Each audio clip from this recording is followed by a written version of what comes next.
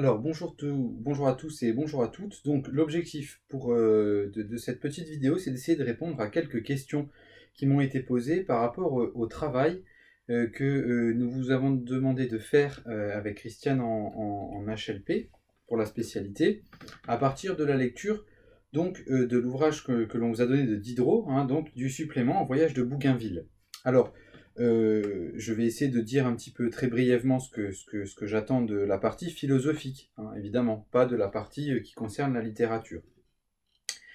Première chose donc, on vous a donné ce livre avec comme seule et unique consigne d'abord de le lire, hein. Donc l'idée c'est que vous puissiez vous approprier le texte et de commencer à vous entraîner à l'exercice qui va vous être demandé de manière plus académique pour les épreuves du baccalauréat. Je vous rappelle simplement que cette épreuve est une épreuve bidisciplinaire, philosophie et littérature, et que vous avez deux possibilités. Soit vous travaillez sur un texte littéraire et vous l'analysez de manière littéraire, puis vous aurez une question d'interprétation philosophique, soit vous aurez un texte philosophique avec des questions d'analyse philosophique, puis une question d'ordre littéraire. Ce que nous avons pour l'instant fait avec Christiane, c'est analyser ce texte avec les questions que Christiane nous a données pour ce qui relève de la partie littérature. Et puis moi, je vous ai donné une question d'interprétation, que j'ai intitulée comme ça, je vais l'écrire en même temps pour ceux qui n'étaient pas là, hein. Le dialogue, je vais l'écrire avec un stylo qui marche. Le dialogue est-il un chemin de vérité?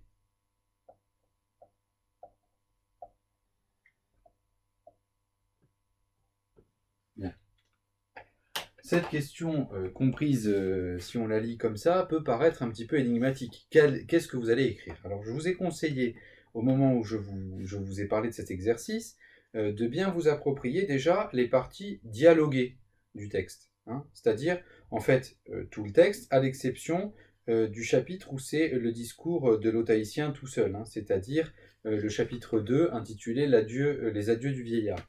Vous avez autrement, hein, si vous regardez le chapitre 1, un dialogue, hein, entre A et B, hein. Donc chapitre 1, jugement du voyage de Bougainville. Vous avez, si vous allez au chapitre 3, une discussion entre l'aumônier et Auroux. Et vous avez encore, au chapitre 4, la suite de l'entretien de l'aumônier avec l'habitant de Tahiti.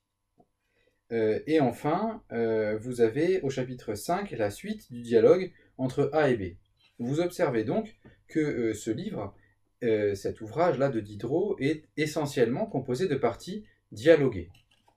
Ce qui m'intéresse, pour ce qui est de la partie philosophique, c'est que vous puissiez vous approprier un petit peu le style du dialogue et que vous fassiez référence, que vous vous aidiez pour entrer dans cette question à la petite aide, hein, qui vous est donnée au départ, hein, dans ce livre, plus exactement que vous alliez lire la page 9 des présentations, hein, qui s'intitule « La passion du dialogue ».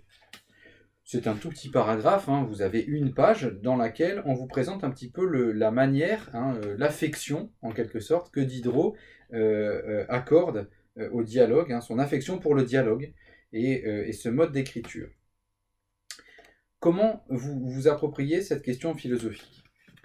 Premièrement, j'attends de vous que vous essayiez un petit peu de définir, hein, ce qu'il s'agit dans les termes principaux. En l'occurrence, que vous disiez quelques mots de ce qu'est un dialogue, tel que vous l'avez en tête, hein. Vous n'êtes pas obligé de faire des recherches très poussées, il suffit simplement de vous demander, pour vous, hein, et tel que vous l'avez lu dans ce texte, qu'est-ce que c'est, hein, qu'appelle-t-on une forme de dialogue? Qu'appelle-t-on un dialogue? D'autre part, cette notion de vérité, on en a déjà un petit peu parlé en spécialité, hein. Vous avez quelques définitions en tête, on en a déjà dit quelques mots, et ce qui m'intéresse, eh bien, c'est que vous fassiez une analyse de cette question de deux manières. En fait, plus exactement, que vous fassiez une petite problématisation. Qu'est-ce que c'est qu'une problématisation en philosophie, hein? Je le dis simplement, il ne s'agit pas de construire pour l'instant une dissertation, il s'agit de vous aider à partir d'une réponse, d'une première réponse, d'une réponse évidente. C'est-à-dire que à partir de cette question, à partir des définitions, premier point de départ, donc point de départ, vous puissiez produire une première réponse à cette question.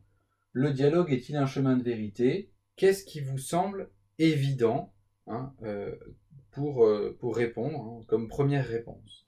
Ensuite, après avoir creusé un peu et après avoir lu le petit paragraphe de la page 9, après avoir lu avec attention les parties dialoguées du texte, vous montrez que cette réponse évidente est limitée. Limite de cette première réponse. Ce que je vais appeler, ce que j'ai déjà plusieurs fois appelé, une fausse évidence. Vous avez donc ici la réponse 1 qui est une réponse évidente, ici la réponse 2 qui essaye de montrer qu'il s'agit là, dans la première réponse, d'une fausse évidence. Ce qui m'intéresse ensuite, une fois que vous avez fait ce travail-là, c'est que vous donniez en quelque sorte une réponse un peu plus argumentée sur, ok, quelle utilité Diderot trouve-t-il au dialogue?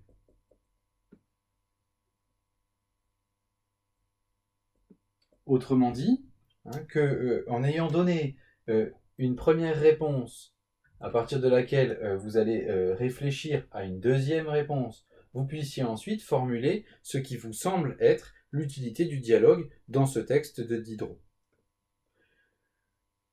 Voilà un petit peu le cadre.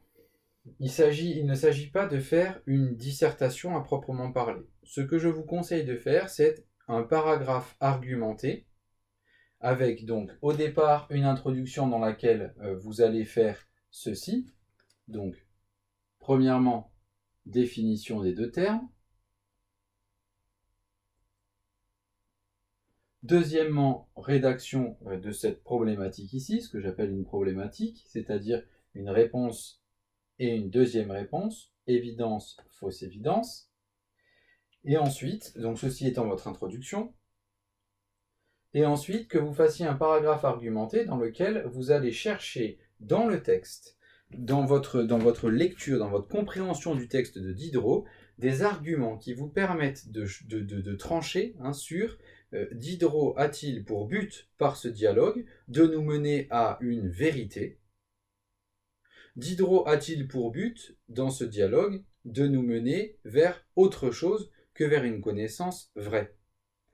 Il faut que vous puissiez, à partir de votre lecture du livre, et de ces chapitres en particulier, montrer par des arguments, c'est-à-dire qu'est-ce qui est dit exactement dans ces dialogues, quelle est la position de A, quelle est la position de B, quelle est la position de Auroux, quelle est la position de l'aumônier, vers quoi le dialogue veut nous amener. Voilà, quelle est l'intention de l'auteur lorsqu'il nous fait entrer dans ces dialogues. Est-ce que son intention, c'est de nous dire voilà quelle est la vérité qui sort de ce dialogue, ou bien y a-t-il une autre intention? C'est ça un petit peu qu'il faut essayer de chercher derrière cette formulation.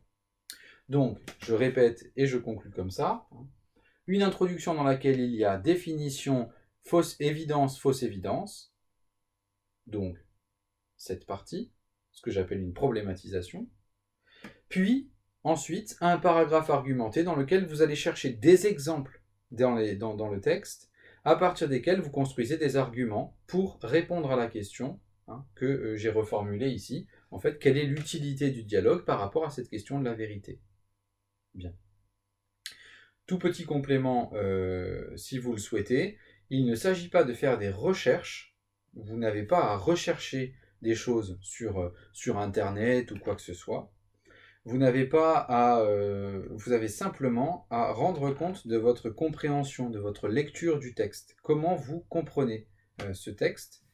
Et la seule petite chose que si vous souhaitez faire une recherche, parce que à la rigueur, vous ne vous sentez pas tout à fait stable sur une chose, c'est simplement sur cette définition de la vérité. Regardez un petit peu ce qui est dit ou ce que vous avez en tête quand vous parlez de vérité. Mais attention, ne vous focalisez pas là-dessus et ne passez pas un temps fou à faire des recherches sur ces notions-là.